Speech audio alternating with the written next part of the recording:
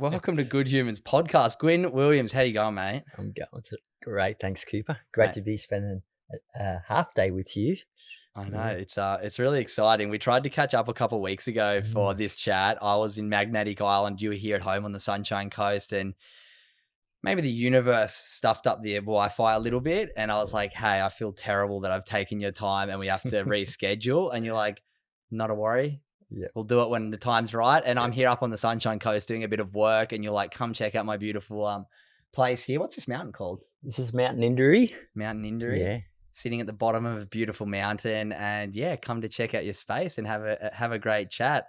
Before we kick off, I just want to say big thanks to Takesh, a previous guest on this podcast, a great friend of mine. And you are a student of, you are a teacher of Takesh. He's a student of yours. And I guess that's how you found me. You said you heard Takesh's episode with me and went, wow, this guy's pretty cool. I can reach out to him and have a chat. So yeah, how you going today? I'm doing great. Thanks, Cooper. Yeah, I was impressed, with your chat with Takesh. I love the song that you're singing. I love the message that you're sharing with people around. And hey, I said, do you want to come visit me in my beautiful mountain, honoring the Gubby Gubby people? And yeah, so great to have you here. I'm glad that we do this face to face rather than a screen. Yeah, absolutely. And we've actually kicked off before we did the podcast with I got an incredible treatment, a bit of acro movement, similar to if anyone has seen my content with Takesh, kind of getting upside down, doing some amazing body work and movement. So I'm feeling very refreshed, ready for this chat right now. So yeah, Takesh, legend. You've taught him plenty of amazing stuff, but yeah, that treatment we just did, I feel so refreshed and ready to go. So maybe before we kick off, do you want to let the listeners know who you are and what you do? Yeah, I'm Gwyn Williams. So yeah, the founder of Zenthai Shiatsu, which is the integration, you could say it's a hybrid form of body work therapy and body work as in movement-based therapy. So yeah, it's a mixture between Zen Shiatsu, which is, you could say, acupuncture without needles, and then Thai massage, that I'm sure some people have experienced that before in Thailand, which is sometimes called lazy man's yoga, and osteopathic technique. So that's on the surface level. You could say it's this form of different types of manual therapy. Mm-hmm. But I really say it's a lot deeper than that. It's about taking away these divisions that get us caught in our little separate selves and asking people to step into a bigger reality, which is really what healing is. Healing is coming or yoking together and trying to get rid of those protective shields or those things that don't serve us anymore, so we can move and think and be and open a little freer. So it's a little deeper than just therapy as far as movement-based therapy is concerned. Yeah, and I felt that working with yourself and Takesh and getting the body moving, it feels like obviously there's the movement element to it, there's kind of the massage element to it, the manipulation, but the way that it feels, and I know from talking to Takesh, it's kind of about moving energy throughout the body. And I know you're big on chi and kind of understanding how the body works beyond just sort of the physical. There's just energy systems moving and working at all times. So learning how to move that unstuck energy is so important. I actually heard something, I don't know why I'm bringing this up, it's true, but have you heard of Gabor Mate? I have. Yeah, incredible. I was listening to his podcast with Theo Von on the drive in here just then, but they were talking just about this really beautiful concept where they're like, back in the day, if somebody was sick in a village, they would all get around them and help them heal, because they'd be like, thank you for being sick. You've shown that something in our village, needs work on it. Yep. Rather than nowadays, when someone's sick, we put them in a room to get them away from everyone else, whereas more about like bringing people together. And it seems like the work that you do is about community and really, bringing people together to heal together. And I know you do amazing retreats and teach people the, work that you do. And does that resonate with you, that little? Yeah. Adversity is medicine. You need a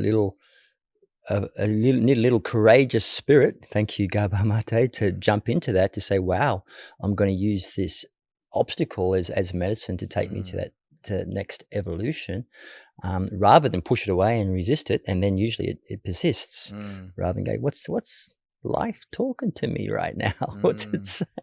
Yeah, I love that. It's like with injuries, it's like they'll whisper at you until it yells at you. I It's like you know. got to listen to the whispers sometimes and be Yeah. proactive rather than reactive when we get sick or injured. Go, okay, I wonder Yeah. why I'm doing that, I rather than just know. treating the injury or the illness, treating the how did I get to this point? Yeah. Yeah, I like that. I sometimes say, listen to the bamboo stick, or otherwise you're going to get the brick. Yeah, there you go. That's exactly it. Well, I always open Good Humans podcast with the same question. So what are you grateful for today, right now in life? Wow. Yeah. Right now I'm hanging out with you at the base of the mountain.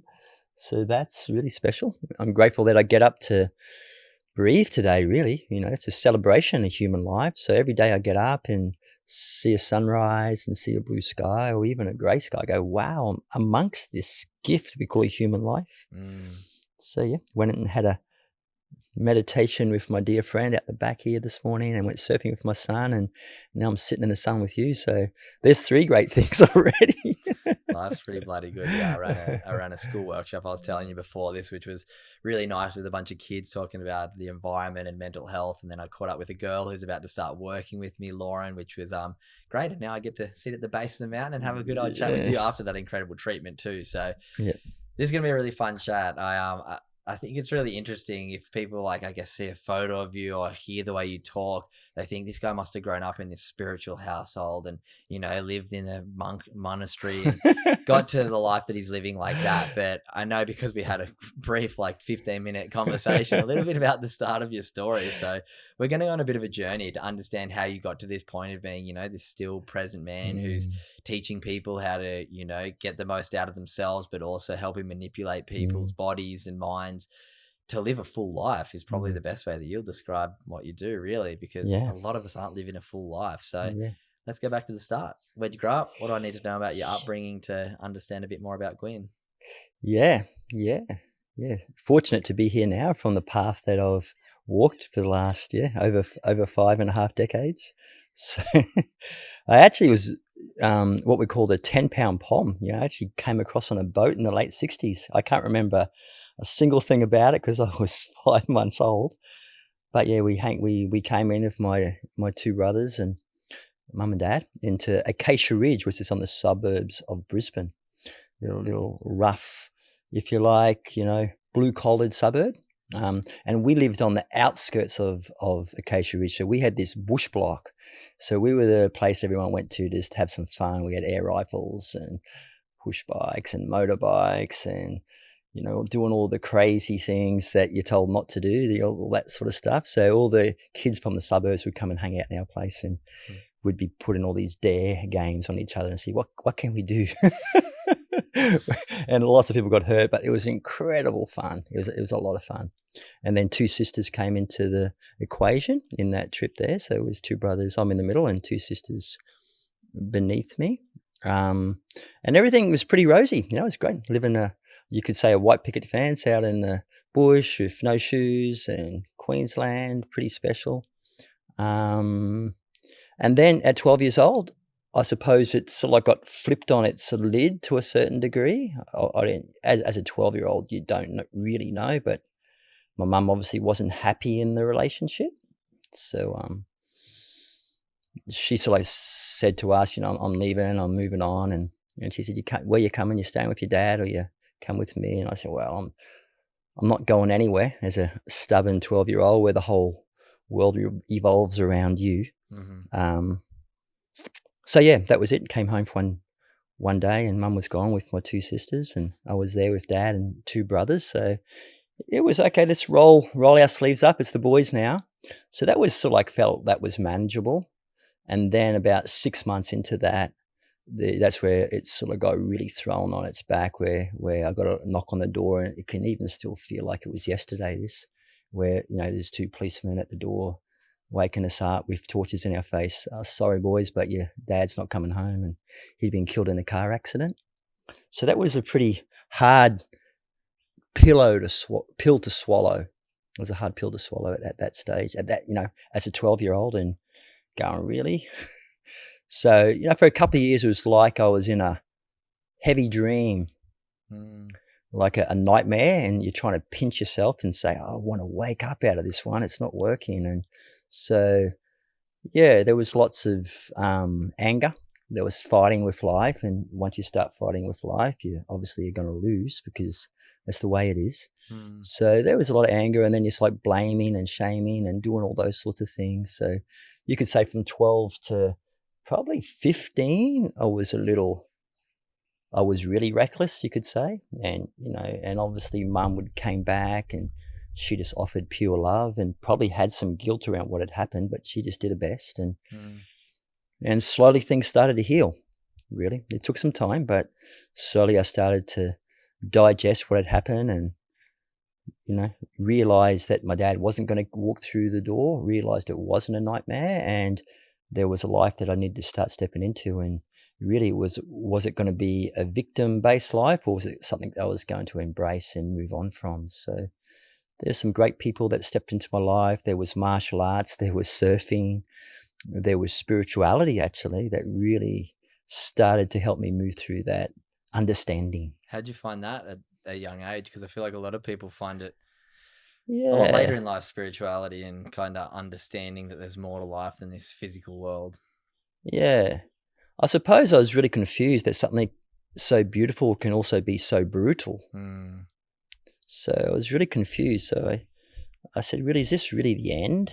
When you take your last breath, is that the end of who you are? Do you never see anything again? And I wanted to try and get some understanding around that. And I saw that, Christianity and a lot of other religions say, no, it's not the end. It's just there is something after this. So I started going, well, what is it? I got curious, which is what you're saying on the back of your shirt.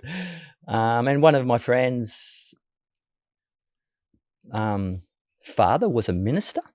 So that was great. So I started throwing some questions at him and started moving into Christian board riders and started looking at Christianity and started just having this question of, yes, we have an earthly plane, but there's another plane that we don't really get taught in Western schools or Western civilization that is incredibly amazing. I started getting really curious and interested into that. And that moved into 17 and 18 and moving in and looking more into spirituality in different areas, in Buddhism and other areas, and found a lot of healing and understanding of who we are outside a husk. So in a way, I suppose that pit that I fell into when I was 12 has been incredible gift to me now, when I feel I share from that space a lot now and offer that, maybe that, I wouldn't say that knowingness, but that embrace of death, because it got thrown at me so early in my life. Yeah, just understanding the impermanence of life from a young age can really show you so much. But I feel like, and I'm sure you probably reflect on it, you're one of the lucky ones. A lot of kids end up in that pit and go a completely different direction because they don't know how to get out of it. They don't find spirituality. They don't find martial arts. They don't find that discipline. They go the complete other way. Like I had a guest on a couple of weeks ago who's not so dissimilar to your story. Parents split up at like 12 years old, and his mum, basically, like his sister and their mum and dad told them, and he straight away said like, oh, it's because he doesn't love us. So he lived this life of like, I'm unlovable. His dad didn't pass away, but then he ended up in a life of crime and drugs and a bunch of really bad stuff. He at 30 years old found the different path of being clean after some years in prison and some heavy stuff. So to hear, not only do your parents, split at that age and you have to choose between your parents, like that's a big decision to make as a kid, but then for your dad to pass away, but then as you said, you had 3 years of recklessness, but then to find that, I bet you probably look back and go like, wow, I was really lucky to have the maturity and the curiosity at that age, not to just keep pushing it down, trying to open it up a bit. Yeah, for sure. And big compassion, I'm talking about now in the 70s, late 70s, and I felt like there wasn't as many distractions for someone to happen to someone now. If there's a lot more toxic distractions out there to draw you down that rabbit hole. So I felt like there was obviously I could have been this guy that like dived into alcohol and maybe fighting and doing everything that was unlawful and blaming. But I was just lucky. I was just around some good people that helped me pull out of it, really. And were your brothers into the spirituality and the surfing and stuff? Was it like a tribe doing it together? My brothers were a little older, and they still had girlfriends, and they moved on, and they're just a little bit more mature. So yeah, I should say just some mates, some good buddies around me, and that they were the mates that were doing all the wild stuff that I was doing, getting chased by police and stealing petrol out of cars, enjoying fighting at pubs at 15 years old and doing some wild things. But we fell on our face a few times, and yeah, I was just lucky there was a few people around me that had this, spiritual inclination. And then we used to have some great conversations at 16 around, spirituality. It was just, you only need one person really to help pull you out. Yeah, it's just an exposure to it. I remember when I was like 16, 17, Barton Lynch used to be my coach when I was sponsored by Hurley, and his partner, I think they're still married, Holly, Lion, their son, together. Holly was like a yoga and meditation teacher. I remember like 16, 17 doing meditation, just having that resistance. But it was just the first exposure, and then there's the second exposure, and then there's a constant, like, there's got to be some truth in this stuff. If all these different people who I see who are happy, who are present, who are still, compared to these people who are destructive and arrogant and ego driven, like the evidence is there, but a lot of us don't see it sometime, and it's taken me long to see it. And I continue to try and evolve on it and learn how to de-ravel that learnings that we all get along our journey. I want to step into now your 20s. You've got, let's do this in decade chapters for you. So tell me about your 20s. Yeah, like I said, I was in this like blue collared workers sort of like environment, and everyone was struggling a little bit with money, and we struggled big time with money. My mother raising solo five kids without a job. So, and then most my mates around me were moving into the trades, bricklayers and concreters and those sorts of things, which wasn't really the thing to do in those days. So I said, you know what, I'm feeling like I want to do something different. So I actually just put my head down and studied my butt off at school and jumped into teachers college as a primary school phys ed teacher. And things really turned around for me then, really. I started hanging out with some different people and got educated. And a couple of those guys were elite sports people. One of them was the Australian halfback, actually. So I was around some really fit guys, really sports orientated. We had lots of fun. We were all into surfing and a different environment then. And then I sort of like got put into a school out in the middle of Australia as in teaching in Aboriginal communities for 3 years. Wow. And so I put on my blue singlet every Friday afternoon and my black Akubra hat and went out and broke in horses and chased pigs and moved away from the coast and became a bushie. So I just learned lots of life skills out there. So I moved into different environments around from the ones that I grew up with. Firstly, obviously all the school teachers or kids, guys going through college together, into surfing together, and then moving into this outback Australia with these guys who were just grit. And and then my best friend out there was a policeman, actually. Wow. So I just had some great people around me. So by the time I came back to the coast, I was in my I must have been in my mid to early 20s. Yeah, I must have been about 23, 24, and jumped back into a school on the sunny coast. I'd done my time. They said I had done my time out back, they used to say. So I jumped into teaching in schools in this local area here, and I was loving teaching kids, really loved it. I got a great principal, and I really enjoyed the experience with kids, but I was a bit off the institution story of things, and I got put in a classroom one year, and I said, I'm not a classroom teacher. So anyway, what happened, I said, I'm having a year out. I was in my I must have been 30 at this stage, and so I'm having a year out. I grabbed my 3 kids, 2 were in nappies. And then I came back to school after a year floating around Australia in our combi van and came back to the same school, and someone had written on the day book in front of me as we came back for the first day, and had written on the day book, there's 257 days to go. And I went, boom. It was like a sliding door. It was a sliding door. I said, okay. I'd spent a whole year out of that environment where we're living outside, we're living around a fire, we're living underneath beautiful, beautiful people living. And then rather than this story where we're putting up with Monday to Friday so we can have a Friday afternoon off, drinking beer or something, and then maybe get over on Saturday, do the same thing on a Sunday afternoon, and go back to the story on a Monday. And I don't want to be in that environment anymore. So I think the next week I enrolled in the Queensland College of Oriental Medicine and started my path as a alternative therapist. That's so cool. And once again, I'll reference his podcast with Gabor Mate. He said, like, isn't it crazy? We've basically imprisoned ourselves. Like, the term work-life balance, it's like, work-life, like, shouldn't we just be living? Exactly. Like, there's this idea that there's your work and then there's your life. It's like, no, there's your life. Yeah, I know. And it's just like we've been imprisoned by this system of, okay, I've got to work so I can have a few days of, it's like, work, why? Like, it's crazy, the system that we've been built and imprisoned by. But yeah, who knows how to break free? We're all trying our best in our own ways, and hopefully can spark that, you know, curiosity in people to understand that there's more than one way to live. So why Chinese medicine? Why alternative medicine?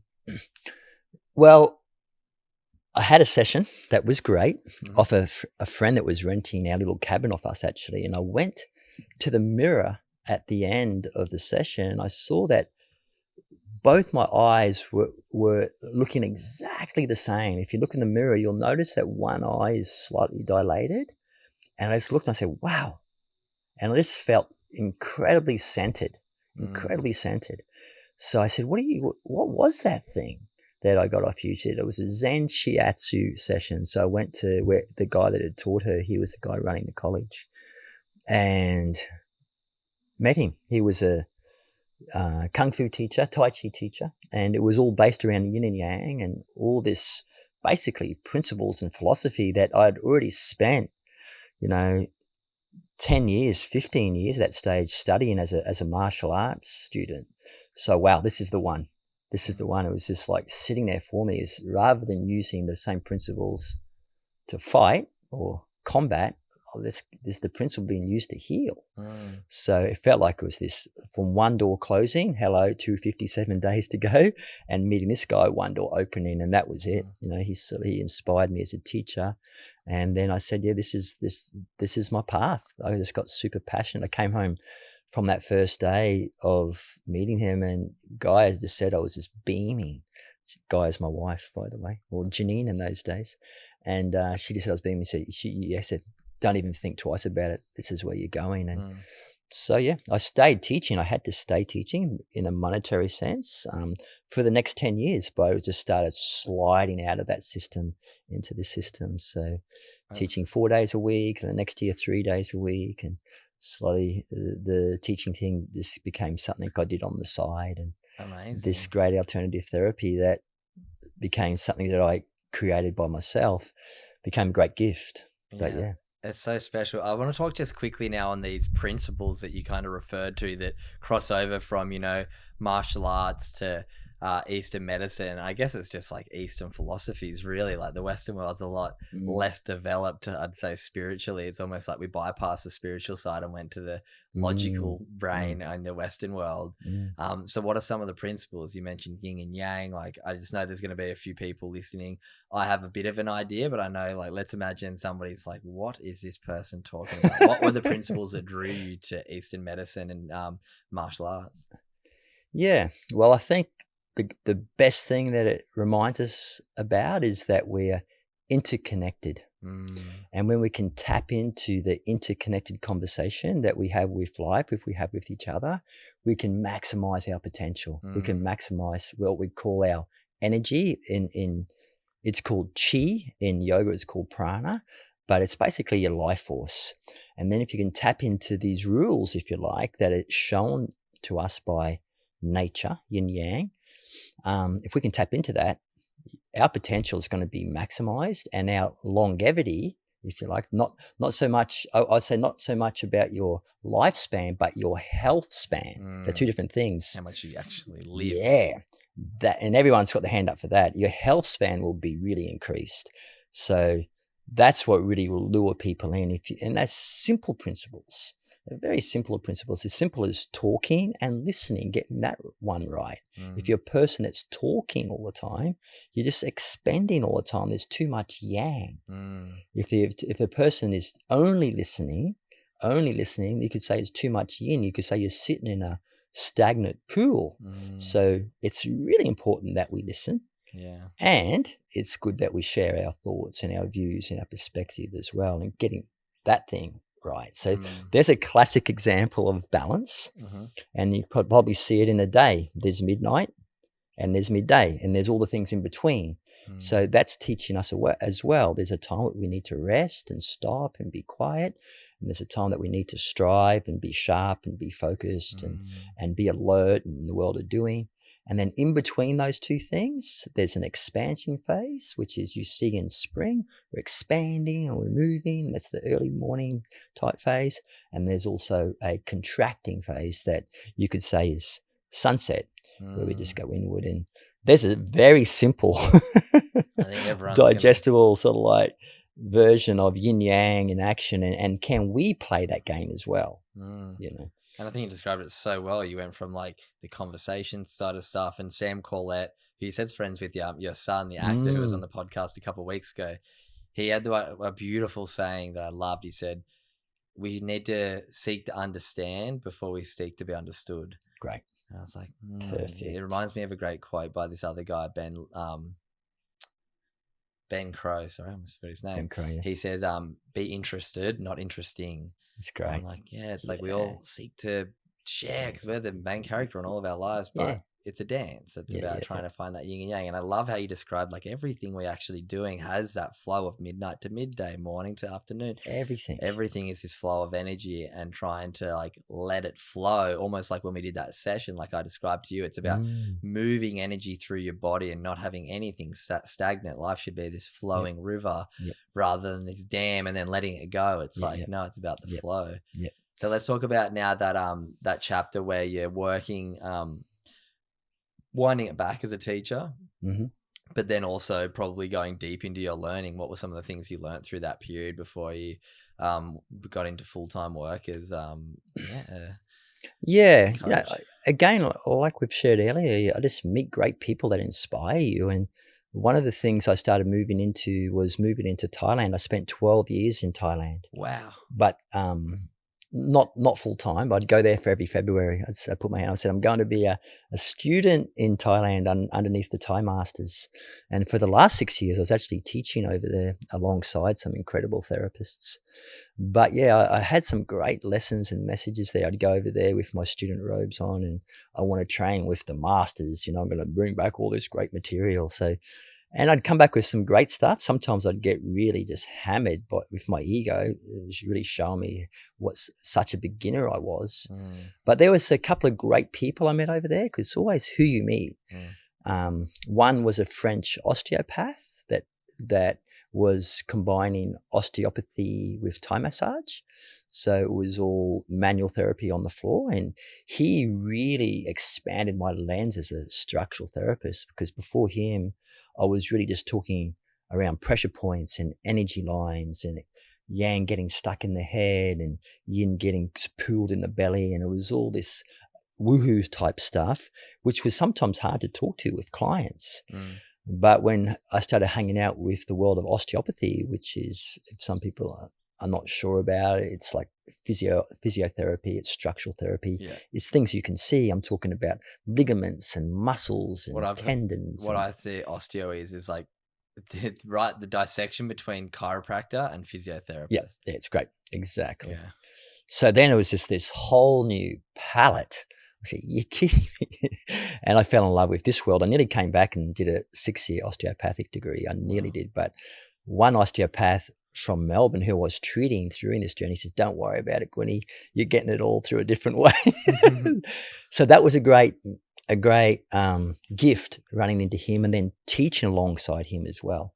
And then this whole world of fascia and cerebrospinal fluid and rotor cuffs, and why is the shoulder roll forward, and how is that related to a torn supraspinatus, and being able to talk the language of a surgeon. I say because we need to be scientists and we need to be shaman. So I'd already done the shaman path in a way. So I was unpacking when we cut the body up, what are we seeing? So that was a great chapter. And then obviously that started me creating my own my own practice, bringing Chinese medicine into that and creating my own form of art, that everyone would go, wow, this guy's got something really unique to share, because no one had brought Chinese medicine into that world of osteopathy and Thai massage. I was the forerunner in that. So I and then I met another guy over there in Thailand who was had a background as a monk. He'd spent 15 years in India, and his name was Osakananda, and he was a German, and he went to Thailand and fell in love with Thai massage. He was doing Thai massage in the hospitals there, and then he used to ride a big motorbike, and he was on his motorbike one day, and he fell into a hill tribe village, this Lahu village. It's one of the 5 hill tribes in Thailand. And he fell in love with the place. He ended up having a relationship with one of the ladies there. And the place was surviving off selling opium to Westerners. That's how it was surviving. But he had this incredible spiritual background and said, no, I'm going to swap this around. And to cut a long story short, he created it as a meditation center, a Thai massage and meditation center. And we started going there, and it just inspired me. He just created these bamboo platforms in the jungle. And we'd go there and live in the hill tribes' huts and get taught by him, and would be in silence for half a day. And so, I went, wow, what an inspiration. So when I came back to my property that's on the other side of that mountain there, I put a little platform in the bush, and that's what started it. It was a little 6 by 6 meter platform. And I said, and now that's 2 10 by 10 meter platforms over there. Wow. And we did the same thing in a coconut forest on the east coast of Bali, where we support a family. So just got inspired from people that were creating community and feeling community and the power of community. When you got 10 people doing it, amazing. 50 people, wow. So and I suppose that's where it's grown into. It's a real community. It has nature and silence and connection and kindness all in the core. Which is something that unfortunately is evaporating when it comes to our Western society. It's all about who can build a bigger fence to be more private, to guard your chips, to everyone feels like someone's going to steal from them. It's like, if you're willing to let go of it, then it's not stealing. No. And then it comes back to you too. It's so it's true. A funny We've world got to move in a community. Like, this isn't the older. You'll laugh. Before this was even happening, we used to barrier off our road because we're on a cul-de-sac. This is before the litigation stories. This is it's actually in the mid-90s. And I used to put a barricade off the road, and I'd put this note around all the neighbours and say, there's a billy cart race on this weekend, guys. All the neighbours would be there. We'd get 100 people flying down the Richmond Road having a billy cart race. A few little grazes and a bit of skin hanging off. But I see those kids now, they're probably your age. They go, wow, when's the billy cart race coming back? I know. It's like all these things. I remember at Longreef Beach, where my dad used to be do board riders. I grew up at Narrabeen. My dad and mum moved there like when I was born. But I remember when I was like, he did board riders there until like I would have been 9 or 8 or 9. I remember as a kid, clearly they used to have it. I don't know if you've ever been to Longreef on the Northern Beaches. They have like a big hill going into the car park. And I remember they used to have the billy cart races too. And we used to get smashed. And I love that you bring that up. I haven't thought about that in 20 years. Like community. Yeah, community brings people together. It's like, whereas now it's like spending like they were spending the kids and the father spending like months beforehand banging wheels, connecting with each other. Okay, let's bring it back. I love that.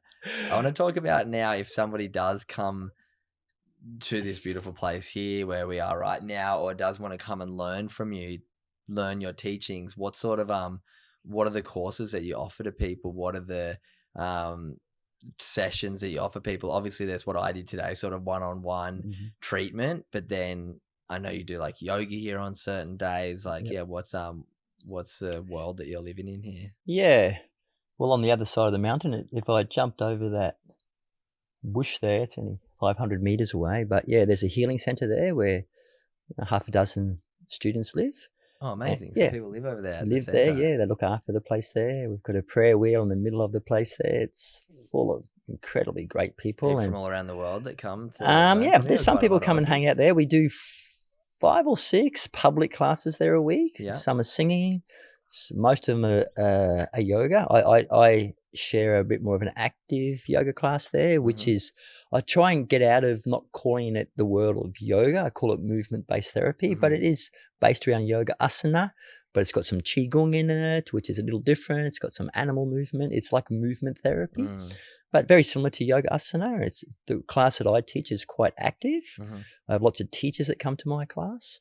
There's a yin yoga class there. There's a singing class there that people love. We have a fire there and do a sauna sometimes. So it's pretty special. So they're like just 1 hour, 2 hour drop-ins.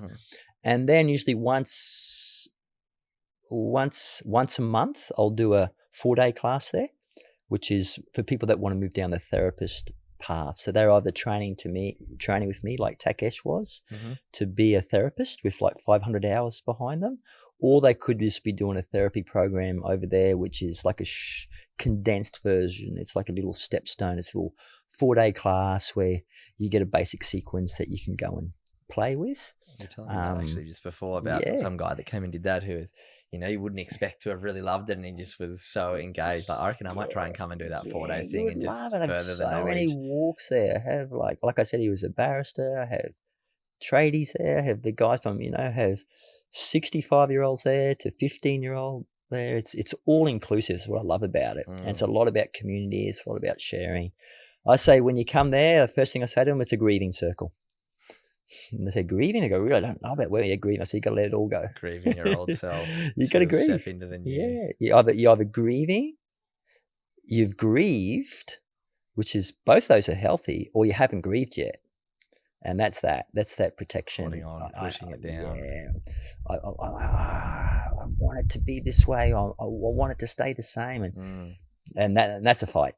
And that's like the trauma that so many people are holding on to. And like, I think it's the Greek or Latin word for trauma is wound. Yep. And it's like, unless a wound heals, it's going to keep giving us, it's going to get infected. It's going to get bumped when you walk past somewhere. If it's a visible wound, very easy to treat here as, the advancements of medicine. But if it's a psychological wound, it's hard to treat. And unless you, like you said, can grieve and acknowledge and notice, work through it, there's so many people are just holding on to many, many, many wounds without ever letting them heal.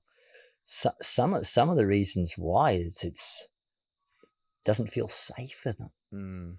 So I feel it's just paramount as healers, and that's what that place is over there. Is this is a safe place. You're going to be held. There's no judgment here. I was just about to say, I think there's just so much judgment. If you, as much as there's so much about mental health and it's not ain't weak to speak, there's this, for one, like internal judgment of yourself, but also there is just this like subconscious judgment from everybody that there's something wrong with you. If you have a trauma, if you have something that people can't see, it's very hard for them to understand. Whereas it sounds like you create a space for people to, grieve those traumas and heal through them, which is beautiful. I always tell them, usually in nearly every class, but definitely in the first hour that people have spent time with me, because they're there to tap into life force. If you want to kink the life force hose, if you want to kink the hose, you can do 2 things. You can rush around or you can judge. Both those things are going to kink them. If you're doing both those things, you got a double kink. But if you're not rushing, you're just slowing it down, just being really in the only moment that you ever have, which is now. Just stop the rushing and stop judging. Wow, you'd be very, impressed how much more power, inner power you have. Flows through the hose. How wide you can see. How wide you can see things you didn't know, like you see things you didn't notice before. Start to acknowledge stuff. Go, wow, I didn't see that. I was moving too fast. I was judging too much. Take those 2 out of the equation and you sort of like made a great step already. It's not about getting more. It's just letting go of habit energy. Thich Nhat Hanh would say, is one of my teachers. Be careful of habit energy. I've got a few places I want to go with this conversation now. I want to ask you, for one, like, what is life force energy in your description? So people who are sitting here, I know I kind of asked at the start, but just I want to start there, and then I want to go to some of the most common blockages and things that you see in your clients. Obviously, you don't have to give any direct people's stories, but just some common things that you'll probably see quite often over and over again, whether it's that self-doubt, whether it's that self-judgment that's blocking that hose.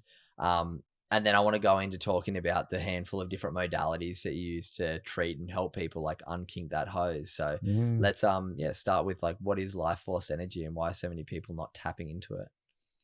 Yeah. Without getting all woohoo around it, there is 720,000 energy lines in our bodies. Wow. And so we want to, you could say they are rivers. And there's little subos, which are little blockages where they could get blocked, or the areas where those energy lines could get very weak or deficient. So that's one way to look at it. If that's a little bit too much for some people, I just got to say that we are a vibratory force. We are vibrating. That's the reason, when you go into a airport, and you come out of it, it's going to be completely different if you walk into a church and walk out, and it's going to be completely different if you walk into the forest and walk out. So you can't deny that there's a vibratory force. You just do that and you go, wow, I feel different. So if you tap into the vibratory field, life force is how do you make that vibratory force less impeded? How do you make it as free as you can? And there's probably three things to tap into that. One is basically the body. So it's the body. So that's physiology. Yeah. So that's to do with the movement. That's to do with the food that you eat, the water that you drink. That's one big way you do it. The second way to do is basically mindsets. Okay. So mindsets is a big one that you can say that's the words that you're using. That's creating a vibratory field. So what sort of mindset? So this, be impeccable with your word. The word that you use for other people is word that you're using for yourself or against yourself. There goes judgment again. Oh, it's like the 4 agreements. The 4 agreements, for sure. The best. Oh, so good. So simple, so powerful. So that's creating mindset. And then obviously mindset is who you're hanging out with. Yeah. Community.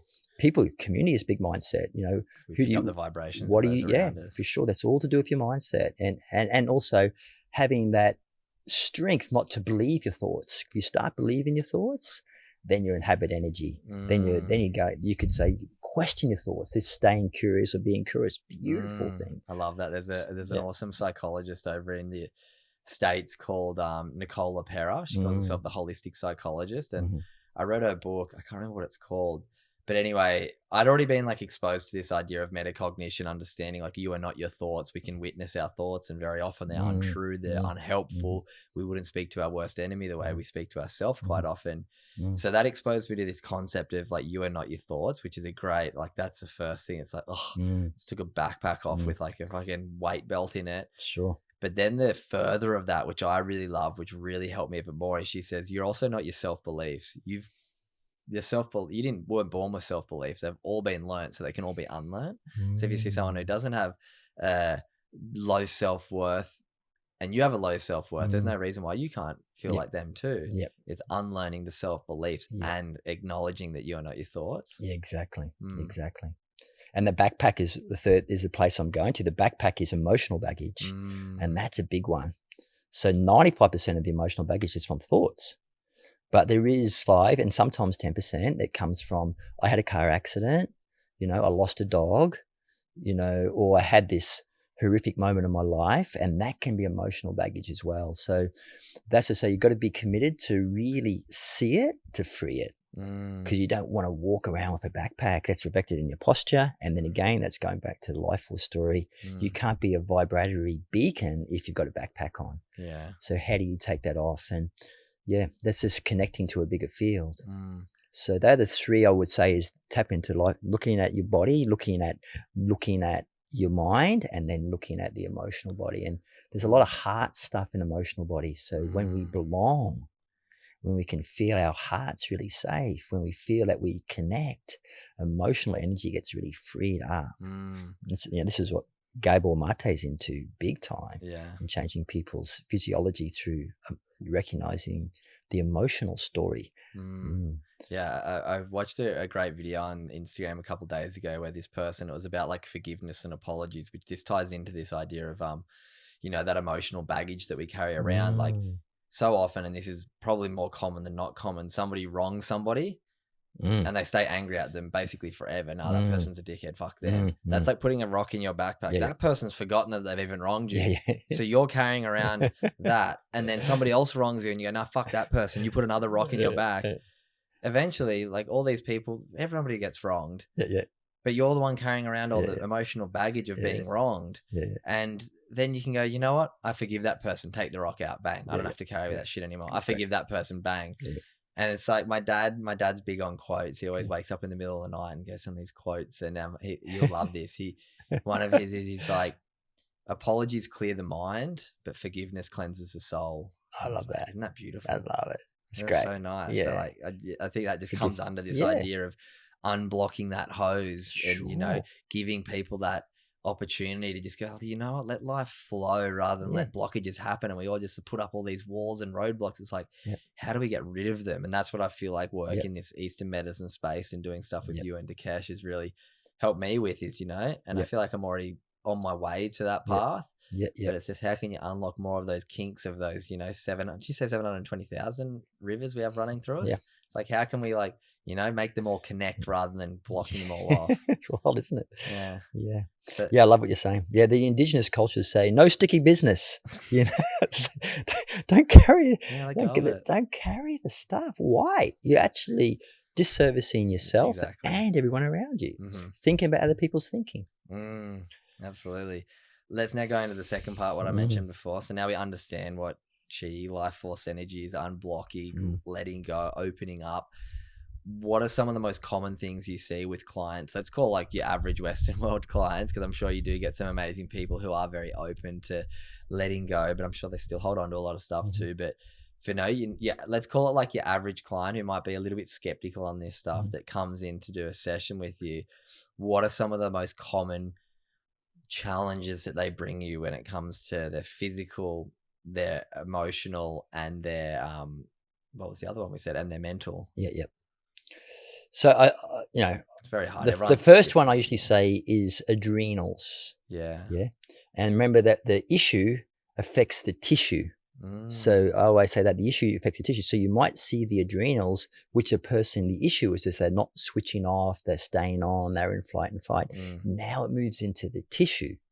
Okay. So I say now the software becomes the hardware. So we'll usually see that come out in lower back pain, tight legs, tiredness. Now it's into the tissue.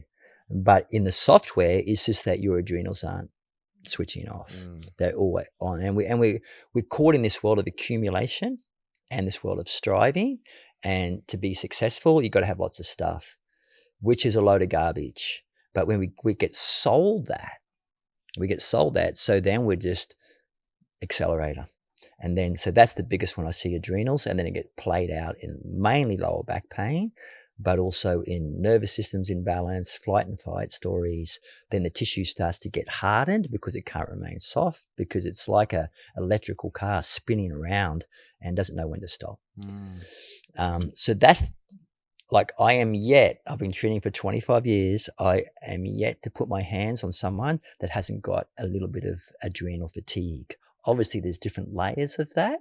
If you keep propping it up with red wine and coffee and busyness, these are ways that keep propping it up. It's obviously going to keep going downhill. But maybe when I treat Mantak Chaya, he's a master of chi.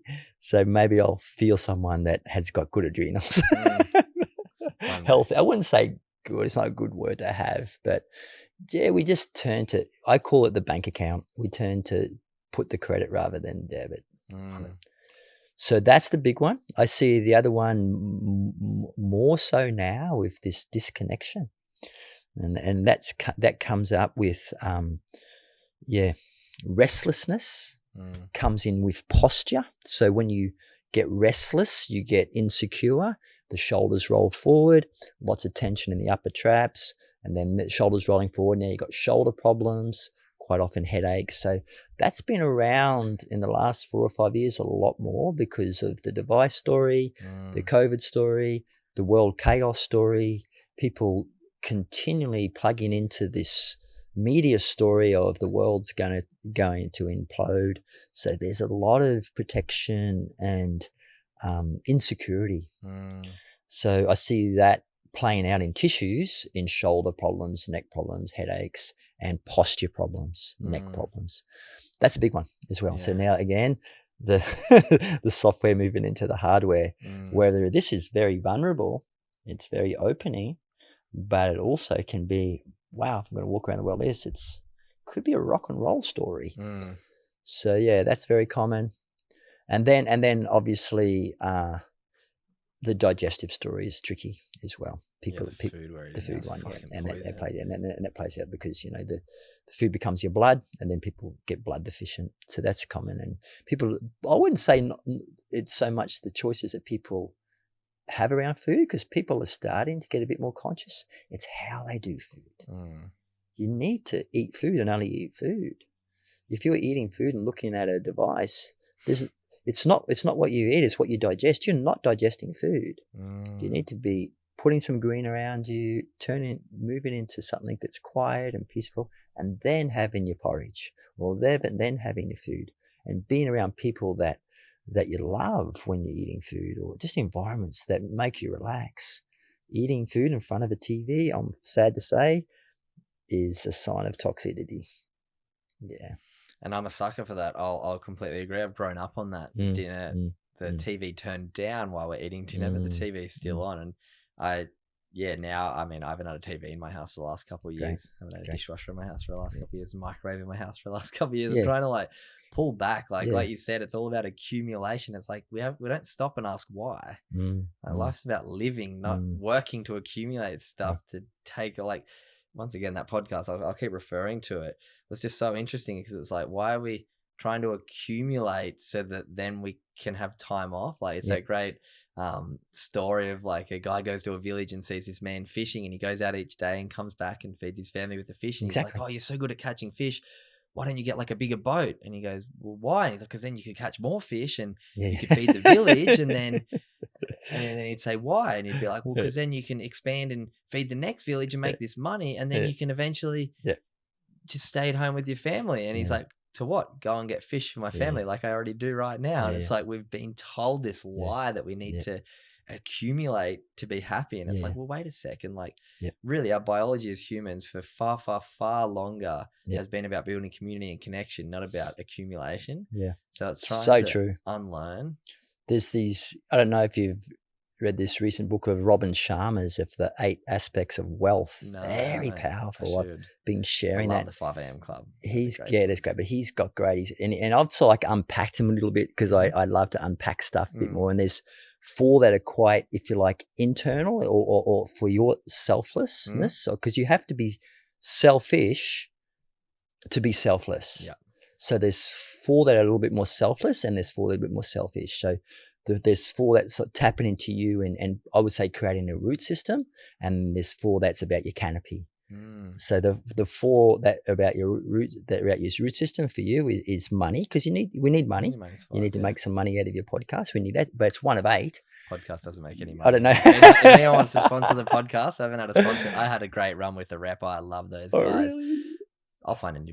To be honest, I've made a bit of money off the podcast, enough to be like, you know what, if I have a year where I just get to have beautiful conversations, great. I make my money in other places. Yeah, wow, that's great.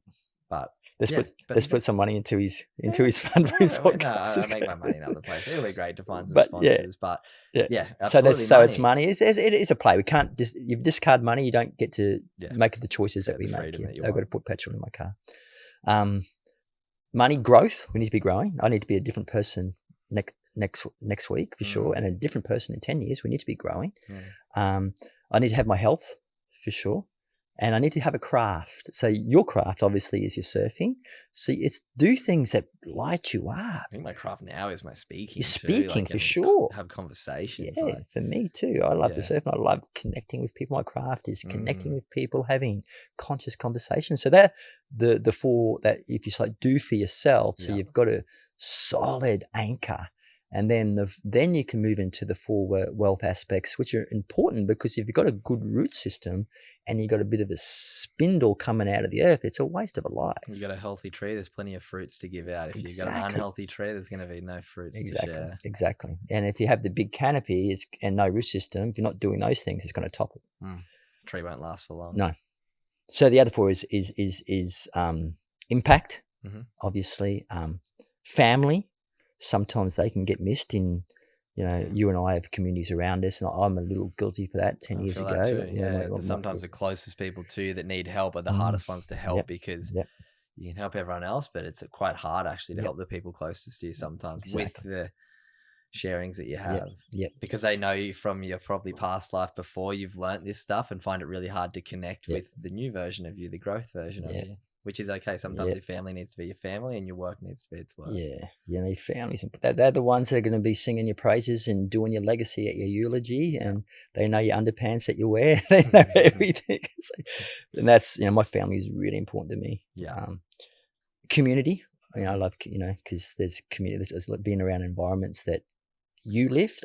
There's some people can be the thermostat in the community. They step into the community and they lift it up. And some people that aren't maybe so assertive need to be around communities where they can tap into the temperature. And so being around communities that lift us or you lift, both things work. Yeah. And then the last one is to connect. So when we talk about connection, I'm not talking about just this personal connection that we have with people or the connection that we have with nature and waves. It's connection, they say in Bali, with the creator, connecting to something outside of this physical husk. Yeah. So connection can come in many relationships, connection with animals, connection with your buddies, but also connection to that you have in a deep meditative state. So that's it. Yeah. And so I feel that it's great to remind each other on that. And then I think that I've been putting success in a complete different basket recently. I said the people out there that I see successful are the ones that are incredibly adaptable. That's success. Yeah. And that's what's going to set the next generation up because everything's so moving so quickly. How do you adapt to this new temperature, this new wind, this new weather, how do we adapt to this earth that's under a lot of pressure in a positive way? And adapting is just learning to let go fluidly. Yeah. Yeah, exactly. Adapting part of is watching your desires. That's the desires caught in not wanting to adapt or holding on to something or grasping. They're all unable to adapt. Yeah. Adapt is like, okay, today came. What's happening? It's the best day of my life. What am I going to do with it? Yeah. No, I love that. Thank you for sharing that. I'm going to pick up that book for sure. The last little segment I want to go into here is just understanding a few of the different modalities. Let's not call what you teach because I'm guess through what we're going to say right now, what you deliver to someone. Because I just want to talk about the specifically the acro, because where did you learn that? Where did you, start to realize the potential of that?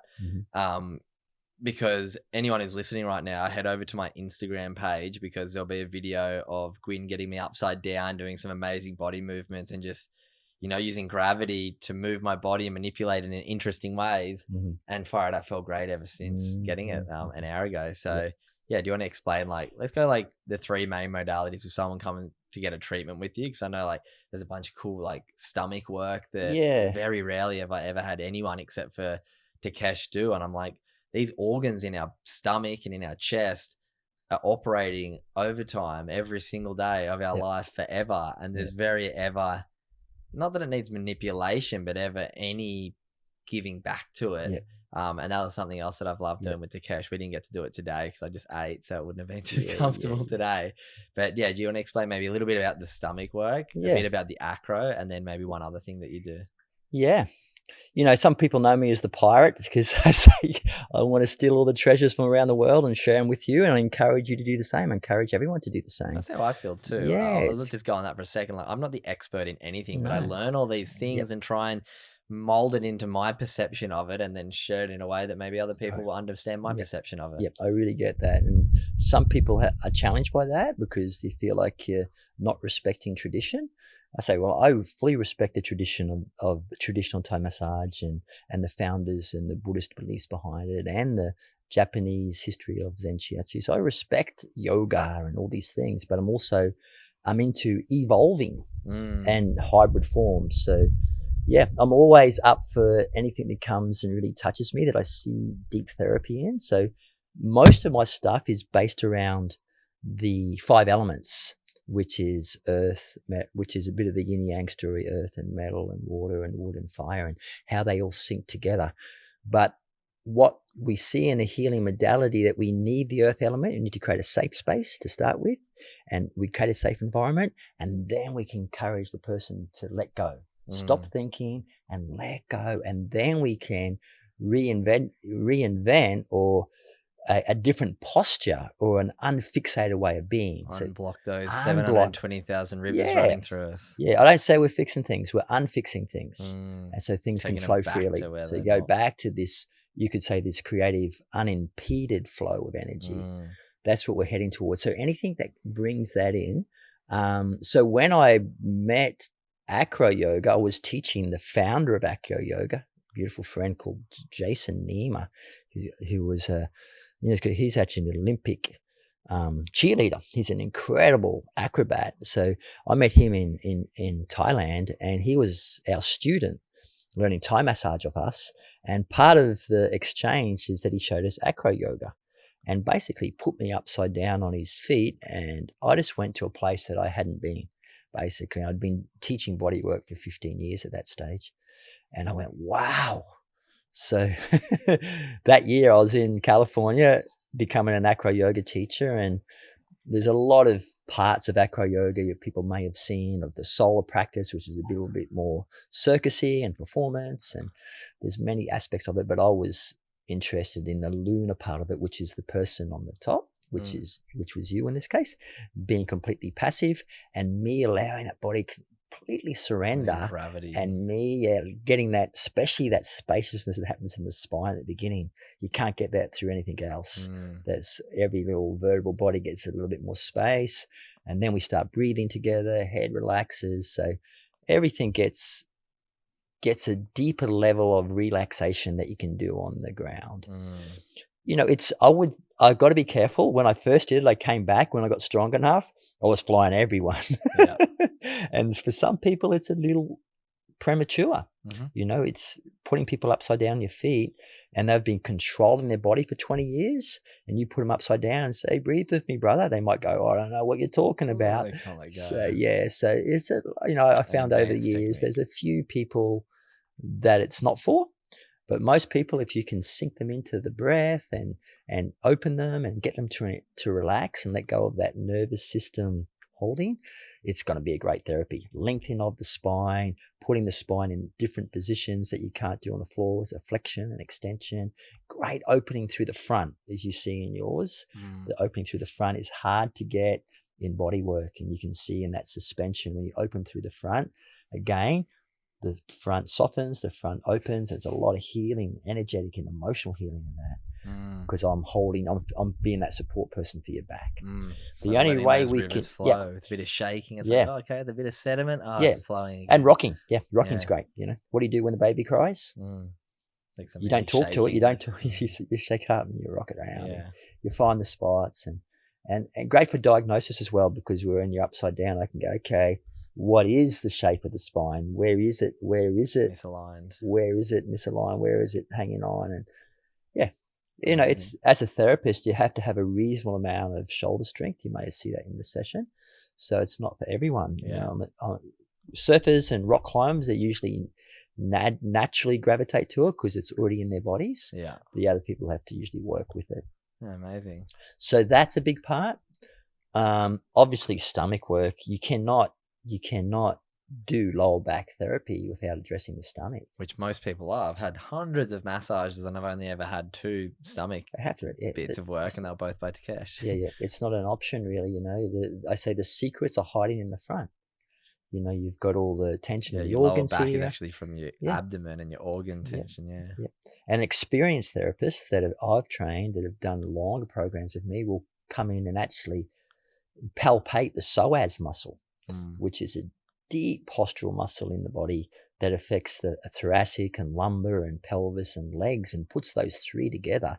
If there's a muscle that connects those 3 parts of your body, you want to say hello to it, but you've got to be very intelligent how you say hello to that. That means you have to have very sensitive and intelligent hands. So it's painful. The stomach work. The stomach work. It's not enjoyable like a massage, but when it's done, I just intuitively feel like this is unblocking. If it feels like this, there's some sort of blockage here. There's some sort of, I need to like, this is probably the worst way to explain it, but I just imagine it's just like my digestive tract and this like dried up poo that's just been sitting there forever, and it's kind of just like manipulating it off the walls and letting it flow through and just like, okay, like we said, unblocking those rivers that are in our body.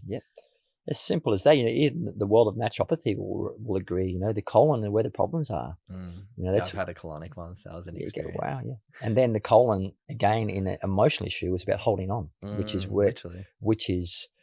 where a lot of us have problems.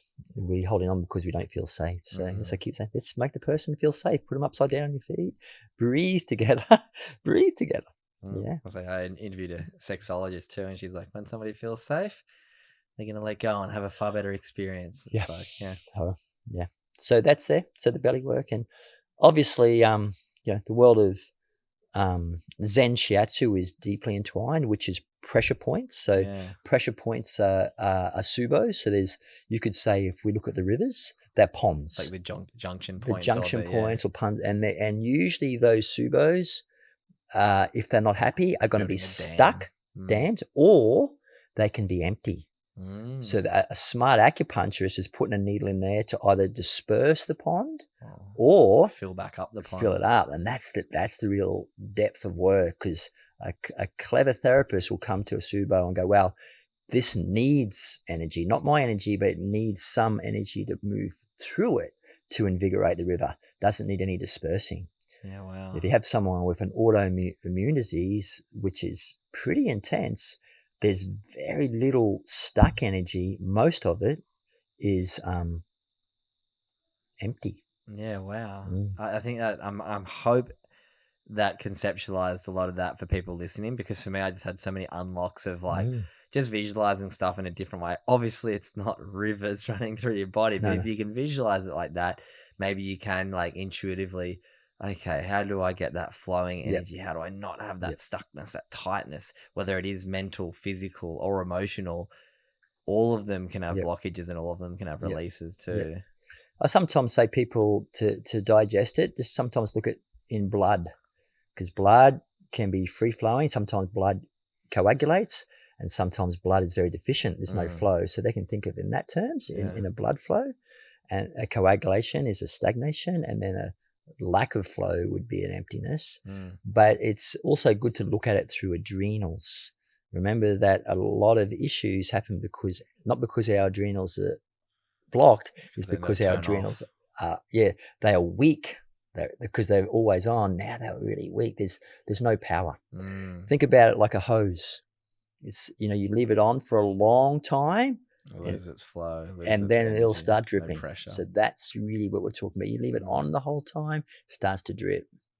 Amazing. The last question I'm going to ask you, and I think this is a great one to finish on, is how can people improve that life force? How can people improve that flow on their own? If they're sitting at home right now and they're like, hey, I want to get a little bit more flow in my life. I want to get that yin and yang a little bit better. I don't have the capacity to come and see Gwyn to go do some of these practices, but I'm sure you have a couple just small little daily things that might help people with that. It might be, hey, let's try and eat a little bit more organic and drink water that, is a little, I'm not going to go into the water conversation. We could talk about that all day. But is it meditation? Is it stretching? Is it movement? Is it yoga? Is it just finding what works for you to get that mental, emotional, and physical unblockage? Do you have any recommendations for people? Yeah. I always love the power of 3. So that, I would say the first thing, I don't want to throw the water one out the window. Drinking good water is so important. So I don't want to go to the water story, but putting water filters, get intelligent around water and drink the right amount of water, and just get smart around water, because we're water. So that's really important. Yeah, quiet spaces. So having discipline in your life that you have time to be quiet. So you could say a meditation space. If you're not really, that way aligned of sitting quietly, just sink into your breath. And then at the end of the exhaling breath, start to have a curiosity what happens at the end of the exhaling breath. Don't just breathe in, breathe out. And at the end of the exhaling breath, start to put your attention there. Pay attention to the end of the exhaling breath. And then you might find that you're a little quieter. Because so many people are just running away from that noise Yeah. that is constantly up in our mind. Yeah. And anytime there is a chance to sit with it, we go on our phone or we watch Netflix to fall asleep rather than even just lying there to fall asleep. Like so many of, and I'm a sucker for this. I watch Netflix most nights when I go to bed. Like I do read a lot. I do a lot of this stuff and have my moments of quiet, but I still find myself so resistant to it. Yeah, like it's just sit. Like pranayama is the best. Or breathing techniques are super simple. Step in, give yourself 5 minutes a day of just sit on a chair and just breathing and noticing, because if you're breathing and following your breath, it stops all the commentary and the narratives, because that's what you're trying to quieten down. And just watch at the end of the exhaling breath. Super simple, and maybe you'll start to really like what's happening there. You might feel something there and go, wow, it's a good space, this vast empty blue sky bit. Yeah. So that's important. We've got to quieten the commentary. Water, big quiet day.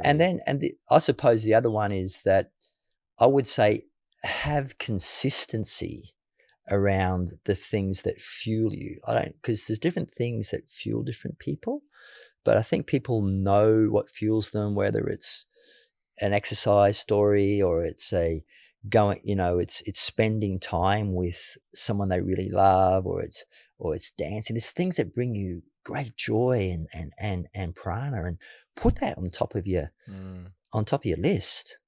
Have consistency around it. Just don't do it once a month. So I would say, I try to say that have an hour of power that's for you, and it's consistent. And it's usually done best thing in the morning before all the distractions and the kids and the jobs, and exercise and move in your body would be ideal in there. Yeah. But it could be just getting up and going for a beautiful walk, but be consistent. And that can tail off all three of them that we touched on. And I think it's a pretty low hanging fruit for everyone, like trying to be a bit more conscious about the water that you're buying. Look into, I don't know, I use this one called Pure Flow on the Gold Coast, which is, looked after. Rather than getting water out of the tap. Like, once again, we won't go into this conversation, but just be curious. Look up online, like what's in our tap water. And then the second one, just being still for a little bit. And I love that you said it's great to do in the morning before waking up, going on your phone.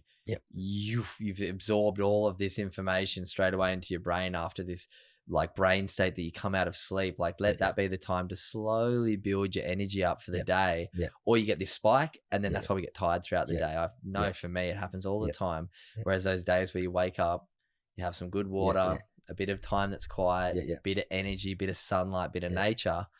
Boom, your first hour of your day is for you, because so many of us pull our phone out, right back to an email, check out an Instagram, and it's for everyone else. It's give. It's like, okay, I need to, like we said before, do for yourself first. It's the first four that are for you. You can't be selfless unless you're selfish sometimes. Yeah, that's right.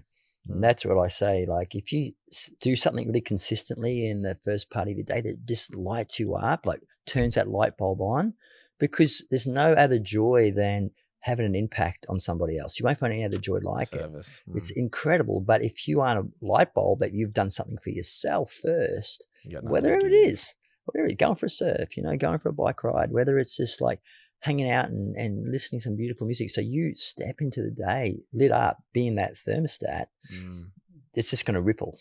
You go, wow, I did some meaning today. Maybe it was just smile to that person that frowned at me, because I wasn't worried about them frowning at me. I was joyful as I was. Oh yeah, it's bringing my energy. Yeah.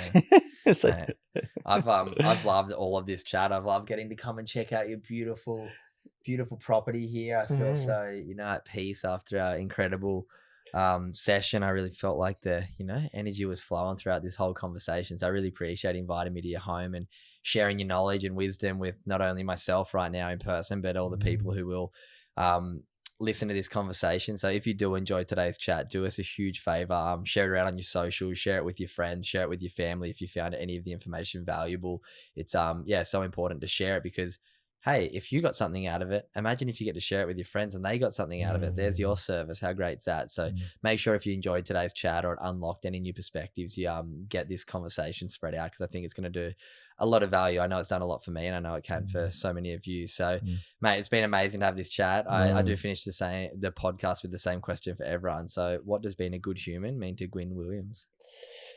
Wow, lots of things, I suppose, but if we keep it nice and simple, I'm gonna feel like the no judgment story is really great, because if we're not judging, you're just being a great human. You're not judging yourself. You can step into this brand new moment because you're not fixated on anything in the past. It's great. So that's really important, not to judge. I feel you have so much prana when you're not judging yourself, judging the day, judging the planet, judging people. This is the way that it is now. This is the way. And then you get to embody this. You don't get what you want, you get what you are. And you can embody that because you're not judging things through some sort of narrative or some sort of commentary of being good, bad, like or dislike. It is as it is. And then you step into every moment and you fill it up. Yeah. So it might sound simple, but no judgment. And then to be this benevolent presence for each other. I think it's so important that we remind each other that we belong. We all belong here, and keep reminding each other that. And that doesn't have to be through words. It could be just through a nod of the head, or just like at the end of the day, nothing matters and it all matters. It's like nothing matters. We're all just going to turn into, something that disappears into the ground one day, and who knows what's next. But just trying to, you're going to make it from point A to the point B, which is the end of your life. Either way, you may as well do it with a smile on your face, an optimistic mindset, and curiosity to see what we can squeeze out of this life. So, mate, thank you so much for this conversation. I really appreciate it. As I said before, anyone, if you enjoy it, please share it around. And thank you so much, Gwyn Williams. Check in the show notes as well. I'll leave everything to Gwyn's website, and I'll get you to pass on any information you want to share with people. I know you're an author and there's so much great stuff that you've put out into this world. So thank you for all of that, and thank you for this conversation. Thank you, Cooper. It's been a pleasure. Boom.